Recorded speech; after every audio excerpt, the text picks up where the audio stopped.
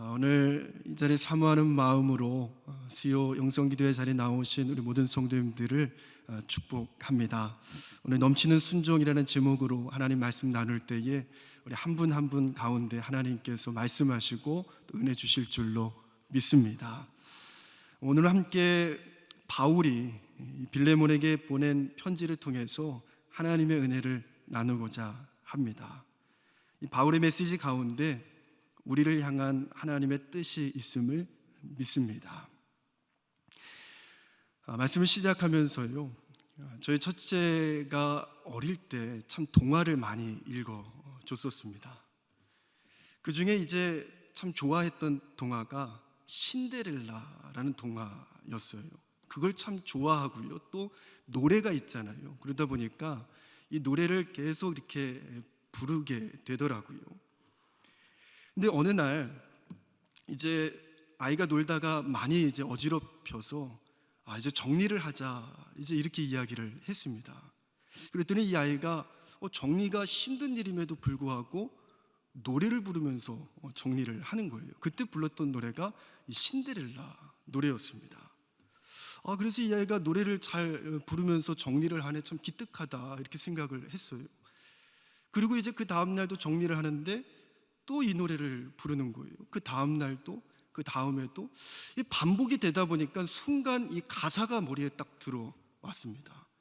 근데 그 가사가 뭐냐면요, 신데렐라는 어려서 부모님을 잃고요, 계모와 언니들에게 구박을 받았더래요. 샤바샤바 아이샤바, 불쌍한 신데렐라, 샤바샤바 아이샤바, 뭐 이런 가사인 거예요. 근데 그 순간 가사를 딱 듣는데 이거 이상하다라는 생각이 드는 거죠. 노래를 부르면서 이 정리를 신나게 하는 것보다는 표정은 안 좋은 겁니다.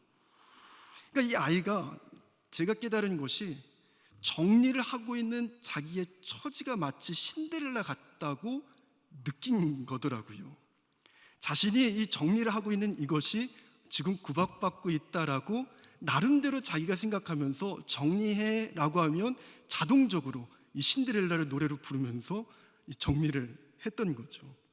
제가 이걸 보면서요, 누가 알려주지 않아도 자연스럽게 자신의 상황을 노래로 표현하는 것이 이게 본능이구나 라는 생각을 하게 됐습니다. 우리 모두는요, 다 본능을 가지고 있습니다. 누가 특별히 알려주지 않아도요, 누가 시키지 않아도요, 아주 자연스럽게 우리 안에서 나오는 것들이 본능인 것이죠. 그런데 그 본능을 따르는 것이 꼭 아름답지만은 않습니다. 왜냐하면 그 본능은 다소 1차원적이기 때문이죠. 예를 들어 배고프면 먹어야 합니다. 이것이 본능이지요.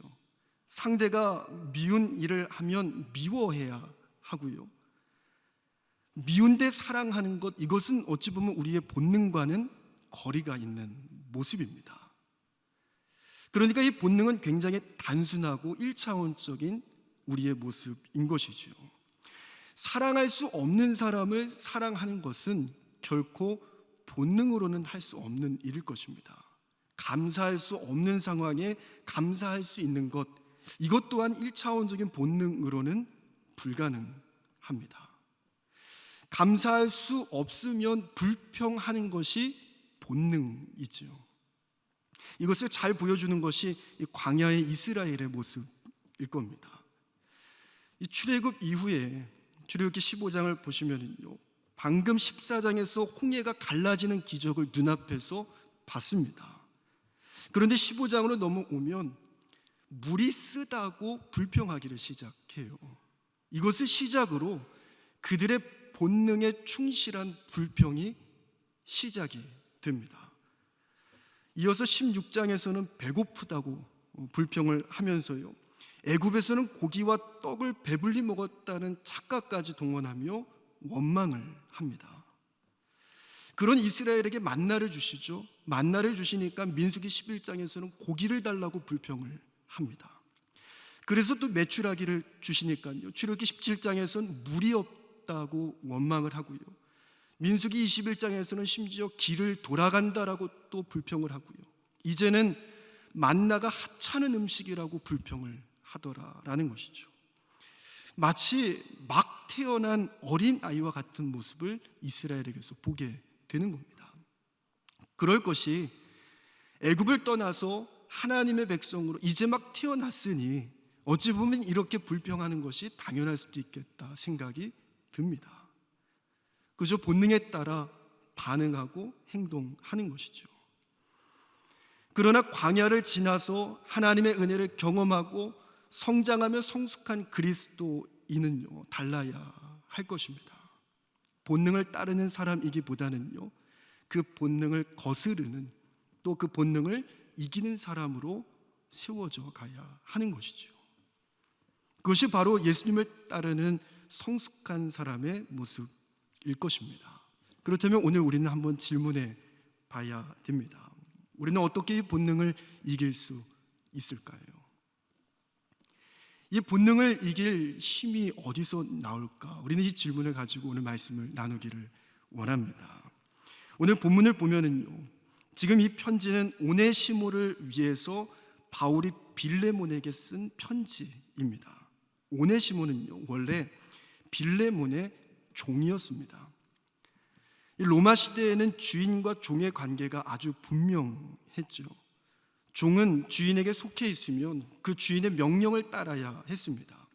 그런데 이 오네시모가요, 빌레몬 몰래 도망을 간 겁니다. 그냥 도망간 게 아니라 짐작하건대 빌레몬에게 금전적인 피해까지 준 것으로 보여집니다. 그러니까 이 빌레몬에게 있어서는요, 오네시모라는 인물은 아주 괘씸한 인물이고요, 만약에 발견돼서 잡힌다면 당시 로마법으로는요, 이 종에게 처벌이 아주 엄격했다고 합니다. 그래서 이런 경우에는 즉결 처형까지 가능했던 것으로 알려져 있습니다. 물론 그렇지 않더라도요, 큰 벌을 줄 수 있는 관계였음은 분명한 것이죠. 그런데 그렇게 주인으로부터 도망온 이 오네시모가요, 로마에서 바울을 만나게 됩니다. 그리고 바울을 통해 예수님을 영접하게 되는 것이죠. 종의 신분이지만 이제는 그리스도인으로 누구보다 바울 옆에서 하나님의 나라를 위해 그 일을 감당하는 하나님의 일꾼으로 세워진 겁니다.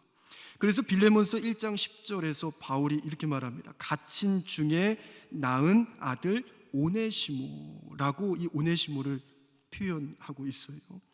그리고 12절에서는요, 그는 내 신복이라라고 말합니다. 그러니까 이 오네시모가요, 바울에게 있어서 보통 사이는 아닌 것이죠. 바울은 그런 오네시모를 위해서요, 이 주인이었던 빌레몬에게 간청하는 편지를 쓰게 됩니다. 그것이 바로 오늘 읽은 빌레몬서인 것이죠. 이 편지는 오네시모라는 자가 빌레몬에게 잘못했지만은요, 빌레몬이 오네시모를 용서해 주기를 바라는 마음을 편지에 담고 있습니다. 그런데 여기서 생각해 볼 것이 있어요. 이 용서라는 것은요, 결코 우리의 본능은 아닙니다. 인간적인 본능으로 용서가 결코 자연스럽지 않죠. 오히려 복수하거나 갚아주는 것, 이것이 자연스러운 우리의 본능일 겁니다. 용서라는 것, 특히 자신에게 피해를 입힌 누군가를 용서한다라는 것은요, 본능을, 아주 강한 본능을 이겨야만 가능한 것이죠. 그런데 바울이 이 빌레몬을 향해 그 본능을 이겨서 오네시모를 용서하라고 편지하고 있는 겁니다. 그래서 오늘 이 본문에서 한 가지를 언급하고 있는데요, 이것이 어찌 보면 오늘 우리가 이 본능을 거스르며 살 수 있는 중요한 키가 될 수 있을 겁니다. 우리 19절 말씀인데요, 우리 같이 한번 읽도록 하겠습니다. 19절 말씀을 함께 읽겠습니다. 나 바울이 친필로 쓰노니 내가 갚으려니와 내가 이 외에 내 자신이 내게 빚진 것은 내가 말하지 아니하노라. 아멘. 바울이요, 이 편지를 쓰는데 내 자신이 내게 빚진 것은 내가 말하지 아니하노라, 이 말을 언급하고 있는 거예요. 그러니까 지금 이 빌레몬도 바울에게 빚진 것이 있다라는 겁니다. 그리고 바울은 그것을 빌레몬에게 깨닫게 하고 있는 것이죠. 어찌 보면 분노에 사로잡혀서 어떤 생각도 할 수 없는 이 빌레몬에게 너도 나에게 은혜를 입었어 라고 그 은혜를 다시 일깨우고 있는 것입니다. 다시 말해 본능적으로는 용서하고 싶은 마음을 갖지 않았지만 이 빌레몬도 사실은 용서받은 사람임을, 은혜를 입은 사람임을 기억하라라고 바울은 말하고 있는 겁니다. 왜냐하면 이것을 기억해내는 것이 본능을 이기는 중요한 키라고 바울은 믿었기 때문인 것이죠. 예수님도 우리에게 같은 말씀을 해주십니다. 마태복음 18장에 만달란트 빚진 자가 나옵니다. 자신의 빚을 탕감받게 돼요. 근데 1달란트가, 만달란트라고 했는데요, 1달란트가 금 34kg입니다. 지금 금값이 많이 올랐으니까요 1kg에 한 6천만 원 정도 하더라고요. 그러니까 1달란트는요 한 20억 정도 된다고 합니다. 그리고 만달란트라고 하면은요 계산이 어렵지만 20조 정도 됩니다. 그러니까 이 20조는 신약 시대에 한 사람이 가질 수 없는 돈입니다. 지금이야 뭐 재벌들이 있지만요, 세계적인 부자가 있지만 그 신약 시대에 20조에 만한 그런 가치의 재물을 갖는다라는 것은 누구도 상상할 수 없는 금액인 것이죠. 그러니까 이 사람이 어마어마한 은혜를 입었다라는 겁니다. 도저히 상상할 수 없을 만큼의 은혜를 입었음을 예수님은 말씀해 주시는 것이죠. 그런데 그런 은혜를 입고 집으로 돌아가다가 자신에게 100데나리온 빚진 자를 만납니다. 지금으로 따지면 한 1,000만 원 정도 되는 돈이죠. 물론 작은 돈은 아닙니다. 그러나 자신이 탕감받은 만달란트에는 비교할 수 없는 돈이죠. 그런데 그는 그 100데나리온 빚진 자를 용서하지 않고 자신에게 빚을 안 갚았다고 감옥에 넣어버립니다. 자신은 만달란트를 탕감받았으면서 그것을 잊어버리고 자신에게 100데나리온 빚진 자를 용서하지 못한 이 한 사람의 이야기를 예수님께서 해주시는 것이죠. 예수님은 우리가 얼마나 큰 은혜를 받았는지를 기억해야 함을 이 제자들에게 말씀해 주시는 겁니다. 왜냐하면 이 바로 전에 70번씩 7번이라도 용서해야 됨을 예수님께서는 말씀하시며 이 이야기를 시작하시기 때문인 것이죠. 우리가 그 큰 은혜를 받았음을 기억할 때 70번씩 7번이라도 그 이상이라도 용서하며 살 수 있음을 예수님께서는 말씀해 주신 겁니다. 우리의 본능을 이길 힘이 여기에 있습니다. 이것은 마치 우리 신앙의 뿌리와 같은 것이죠.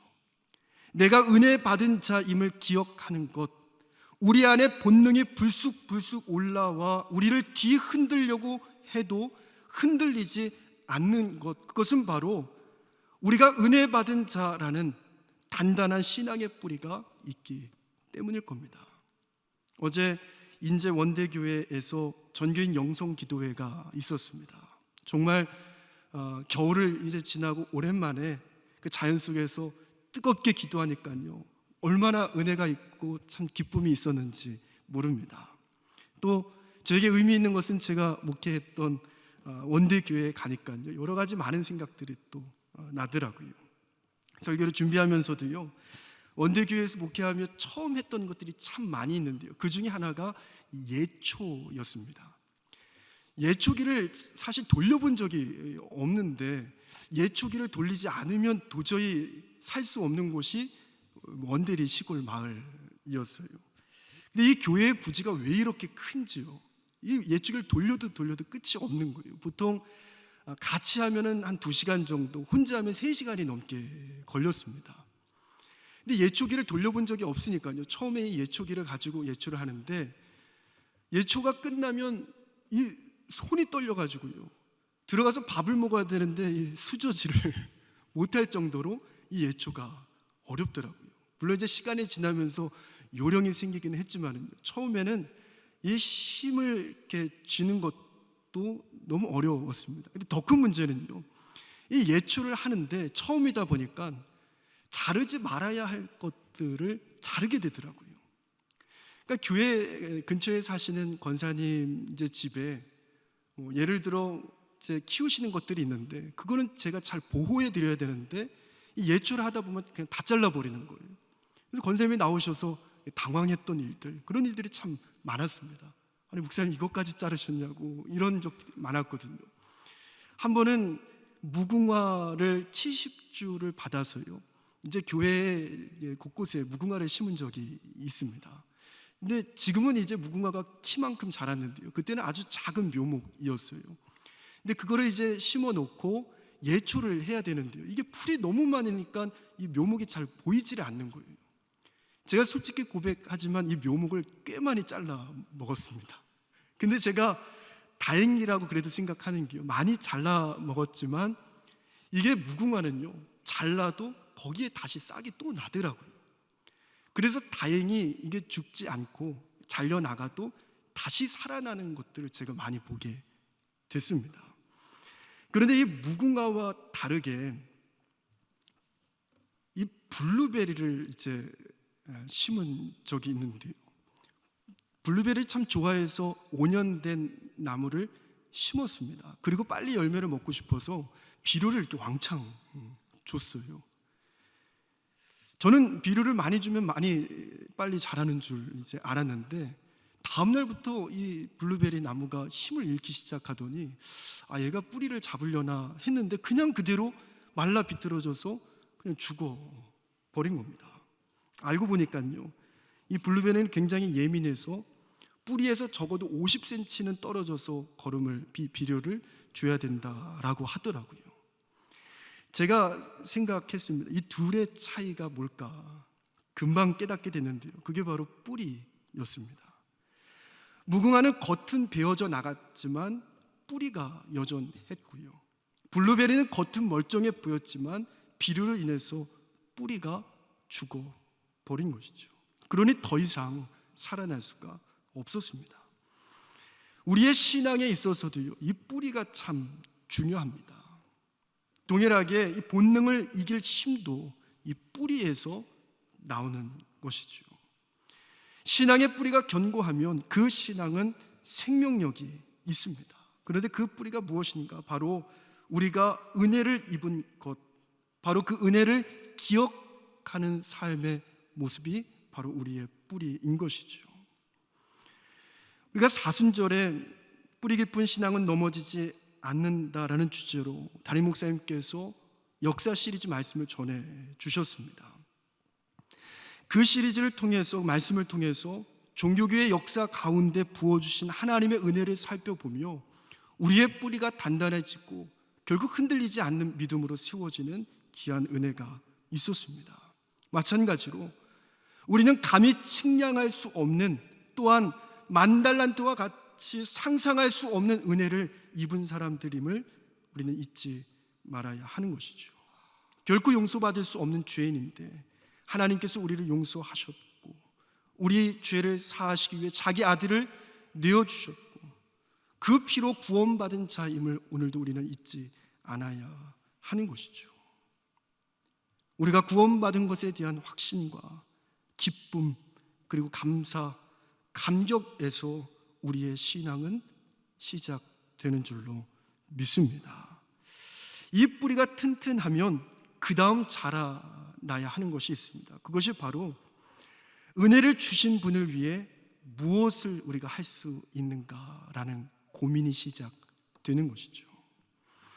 20절 말씀을 우리 한번 읽도록 하겠습니다. 우리 20절 말씀인데요, 같이 한번 읽겠습니다. 오 형제여, 나로 주 안에서 너로 말미암아 기쁨을 얻게 하고 내 마음이 그리스도 안에서 평안하게 하라. 아멘.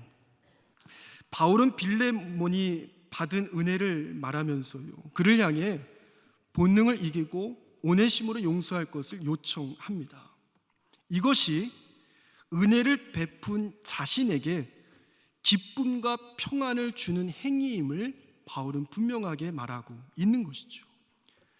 그러니까 바울이 이 빌레몬에게 은혜를 받았으니, 너도 은혜 받았으니 은혜를 갚는 삶을 살아라라고 바울은 지금 요청하고 있는 겁니다. 동일하게 우리가 어떻게 받은 은혜를 갚으며 살 수 있을까? 어떻게 하나님을 기쁘시게 할 수 있을까? 내가 어떻게 하면 하나님을 위해 살 수 있을까? 어떻게 하면 본능을 이기고 하나님의 영광을 위해 살 수 있을까? 우리는 고민할 수 있어야 합니다.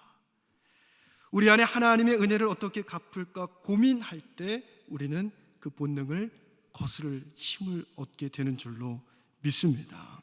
고린도후서 5장 15절 말씀인데요, 우리 같이 한번 읽어보도록 하겠습니다. 우리 고린도후서 5장 15절 말씀 함께 읽겠습니다.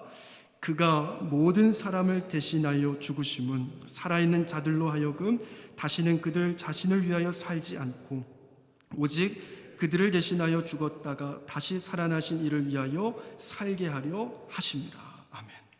그가 모든 사람을 대신하여 죽으심은 살아있는 자들로 하여금 다시는 그들 자신을 위해 살지 않고 오직 그들을 대신하여 죽었다 다시 살아나신 이를 위하여 살게 하려 함이라 말하고 있습니다. 우리를 위해 대신 죽으신 그분의 은혜로 살아있음을 알게 된다면 우리 자신을 위해 살지 않고 나를 위해 죽으신 그분을 위해 어떻게 그분의 영광을 올려드리며 살 수 있을까를 고민하게 되는 것이죠. 그렇게 뿌리가 견고하고 하나님의 영광을 위해 살고자 고민하는 자에게요 또한 나타나는 것이 있습니다. 우리 마지막 절인데요, 21절 말씀 함께 읽도록 하겠습니다. 21절 함께 읽겠습니다.